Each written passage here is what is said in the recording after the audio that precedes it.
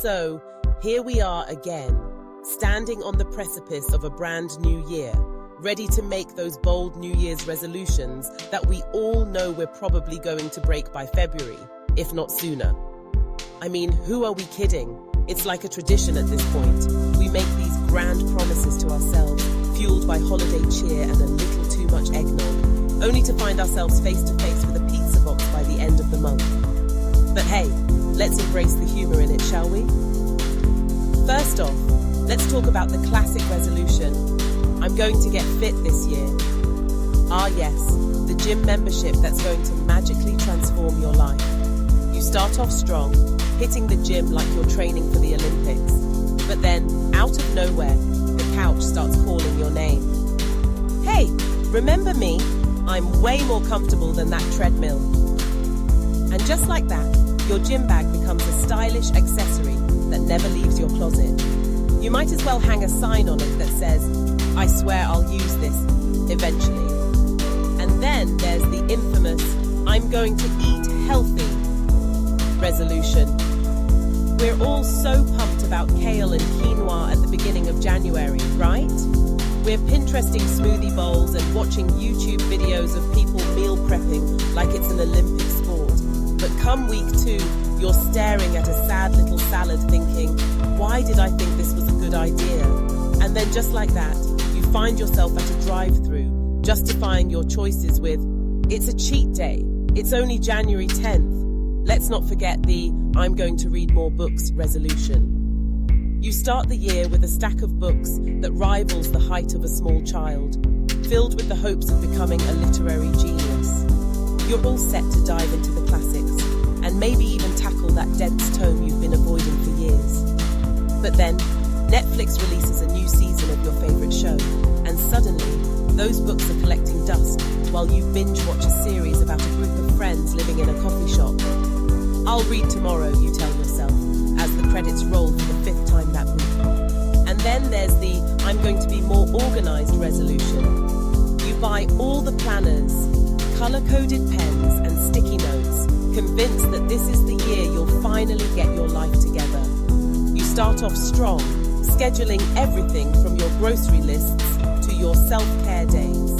But somehow, by mid-January, your planner is filled with scribbles and crossed-out plans, and you're just trying to remember where you put your keys. It's like a game of hide-and-seek with your own life.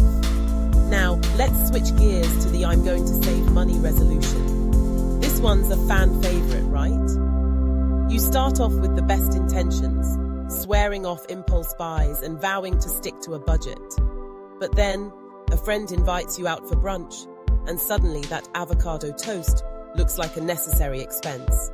It's an investment in my happiness, you say as you swipe your card, fully aware that your bank account is now crying. Oh, and we can't forget the I'm going to travel more resolution. You start off with a grand vision of globe-trotting adventures, planning trips to exotic destinations, and taking Instagram-worthy photos.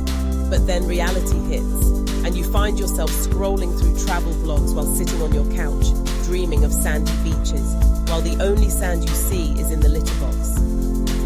Next year, you promise yourself, as you look at your vacation fund, which is currently sitting at a solid $12. Then there's the I'm going to learn a new skill resolution. You're all set to become the next master chef, artist, or maybe even a polyglot. You sign up for online courses, buy all the supplies, and get ready to dive in. But a week later, you realize that the only thing you've mastered is how to scroll endlessly through tutorial videos without actually doing anything.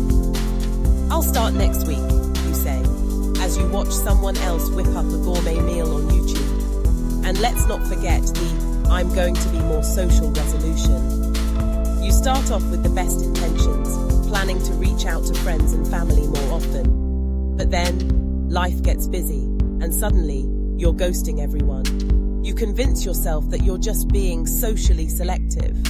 But deep down, you know you're just binge-watching another series in your pajamas, while your friends are probably wondering if you've been abducted by aliens. Now I know what you're thinking. What's the point of all this? Well, my friends, the point is that we're all in this together. We're all human, and we all have our quirks and flaws. So why not embrace the humor in our resolutions? Instead of setting ourselves up for failure, let's make resolutions that are a little more realistic. How about resolving to enjoy life a little more, to laugh at our own failures, and to not take ourselves too seriously? Let's promise to celebrate the small victories, like finally finishing that book we started in January, even if it's just a comic book. Let's resolve to be kind to ourselves when we inevitably slip up, because, let's face it, we're all a work in progress. So, here's to the new year.